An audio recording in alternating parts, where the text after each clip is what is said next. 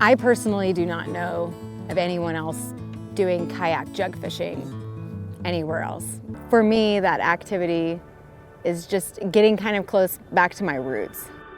We get us another fish. Let's go, we got another fish. For sure. Hey everybody, in today's video we're going to be reacting to a channel called Outdoor Oklahoma. The video we're going to be reacting to is featuring another channel called Oak, Outdoor Adventures with Kerri, who is a friend of mine and Lynzies. The video we're going to be reacting to today is called Back to Her Roots, Kayak Jugline Fishing. Kerri met up with this channel and they filmed this video featuring her, and she's been really excited about it, and I saved it so we can react to it together. Let's check it out.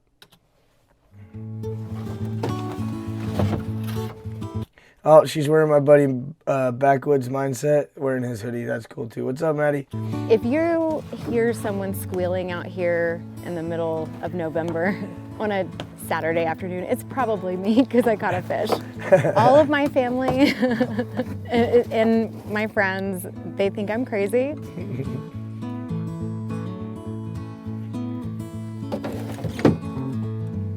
So during the pandemic, I got into kayaking, or shortly before the pandemic started, and then when we were all kind of isolated, kayaking was my escape, you know, to get me out of the house. And so every day almost I was on the water.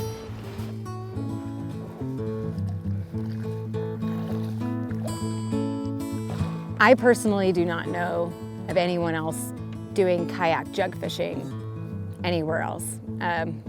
It was just kind of a necessity for me. I'm like, well, I don't have a boat, but I have a kayak.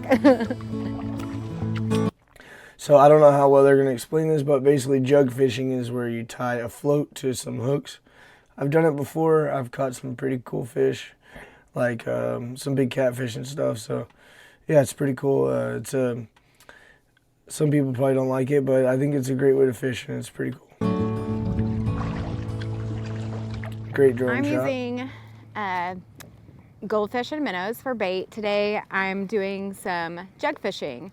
And what that is either some homemade kind of device that you've got that floats, that has all your information on it.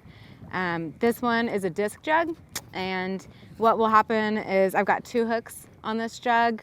I'll put my bait on there, have it weight, I lower into the water, lower the disc, yellow side up, and I know when I've got something hooked when the jug flips. So that's what I'm gonna be doing right now. So typically I don't know why I didn't expect her to explain it, but when I jug fish, I have 2 hooks on each jug. You can have more, but for me, 2 hooks is about what I can tolerate, and I typically do 4 jugs at a time. And I like to use minnows, large minnows and goldfish.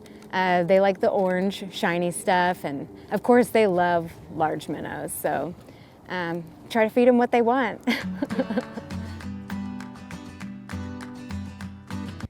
That's a pretty cool setup she's got. She's got her bucket back here with her jugs. I'm probably covering that, but Pelican kayak. She's rocking. In the GoPro mount.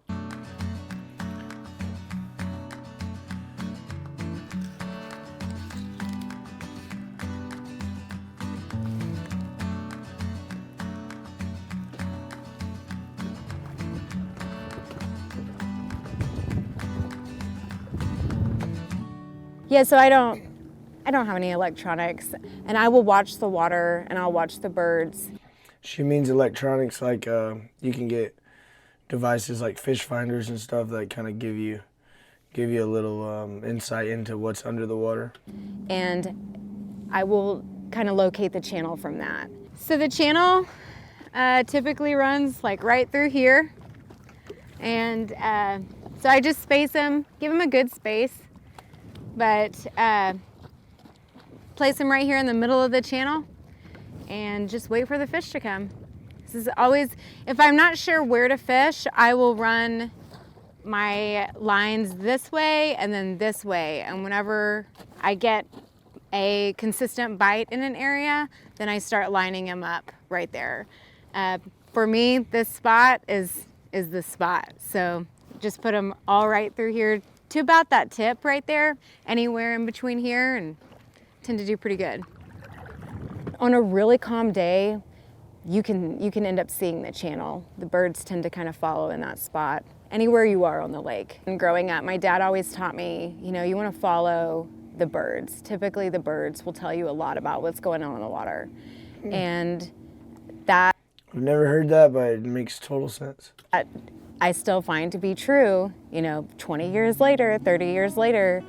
So my dad loved to fish. This is one of, if not his most favorite pastime, catfishing, bass fishing, crappie fishing, anything on the water fishing, and he just loved it.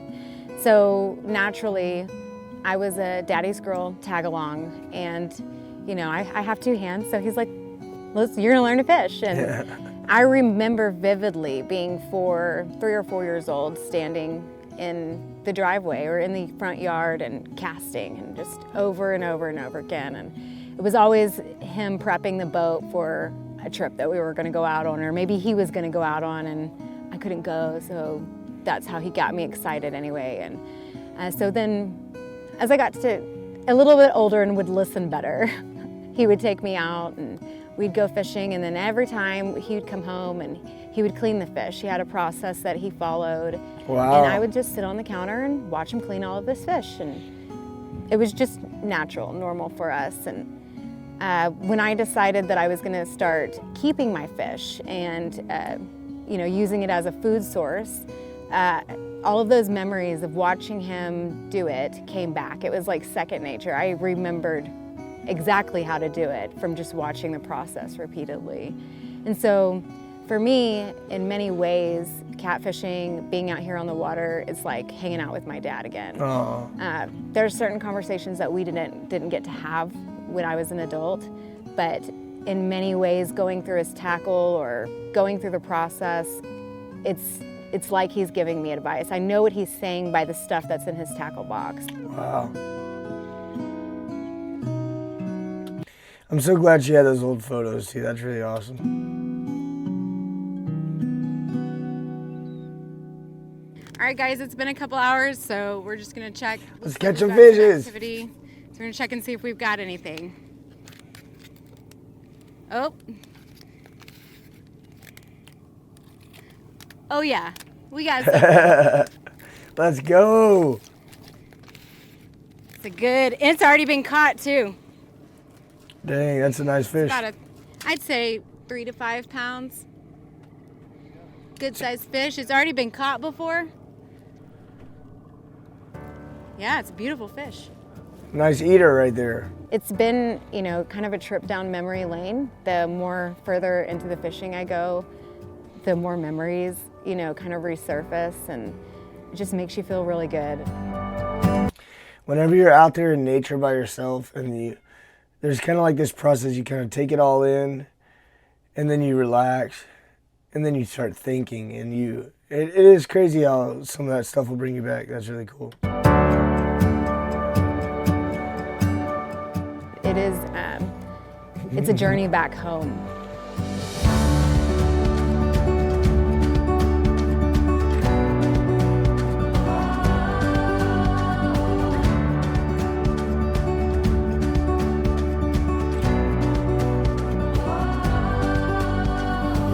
Over time, it's just kind of become my peace, spending time outdoors, whether it's fishing, kayaking, or just sitting here watching the water, brings me a lot of therapy.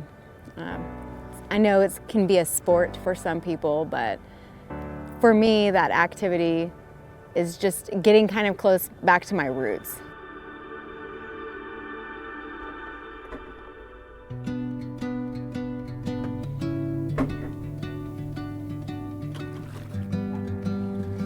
Cat's trying to break in. Oh yeah, we got us another fish. Let's go, we got another fish. For sure. It's pulling.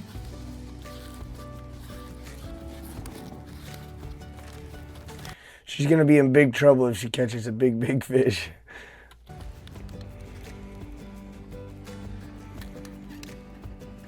There's a little channel cat. This is one of my passions for sure. I thought it was a little quirky because I hadn't seen anybody else doing it. But But yeah, I will be doing this as long as my body allows me for the rest of my life. Wow.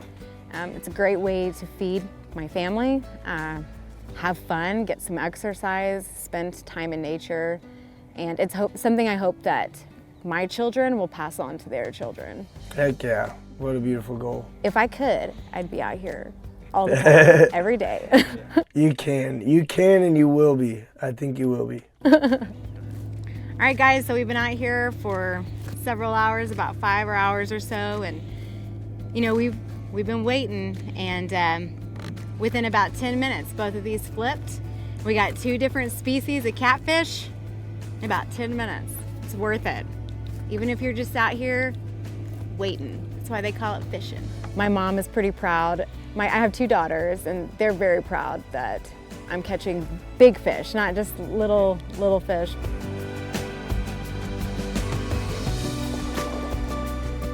It's something that my dad and I shared. I think that it brings a lot of happiness for my family to see that that's still going on.